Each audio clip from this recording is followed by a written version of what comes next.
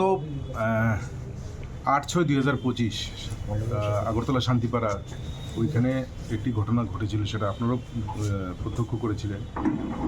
বিতর্কিত মন্তব্য এবং অশালীন বক্তব্য রেখেছিলেন শাহজাহান ইসলাম।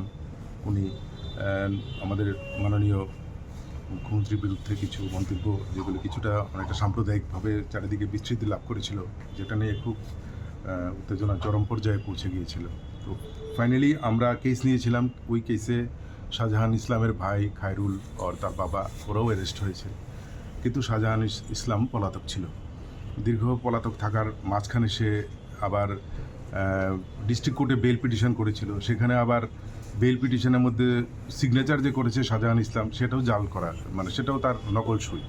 তো এটার উপরেও কোর্ট আমরা কমপ্লেন নিয়েছি। ওটা নিয়েও একটা কেস হয়েছে, পরপর দুটো কেস হয়েছে, যেটা 6125 এবং 9925। তো দীর্ঘদিন পলাতক থাকার পর গতকালকে রাত্রিবেলা থেকে আমরা গোপন সূত্রে খবর পাচ্ছিলাম যে জয়পুর এলাকাতে তার কোথাও না কোথাও একটা জায়গাতে সে আত্মগোপন করে আছে। তার আগে সে বিভিন্ন জায়গায় ঘুরেছে, তার বিস্তারিত আমরা জানতে পারবো তাকে জিজ্ঞাসাবাদের জন্য যখন আমরা পুলিশ রিমান্ডে আনবো। তো ওকে আজকে অ্যারেস্ট করা হয়েছে এবং তাকে জিজ্ঞাসাবাদ শুরু করা হয়েছে। কতদিনে পুলিশ রিমান্ড চাইবে? এটা আমরা জিজ্ঞাসাবাদ করার পর আমরা দেখব যে কতদিন প্রাথমিকভাবে দরকার আছে। কি ধারা তার উপর? তার বিরুদ্ধে ধারা অনেকগুলি আছে। শাহজাহান মিয়ারটা কি আত্মসমর্পণ নাকি অ্যারেস্ট? Arrest arrest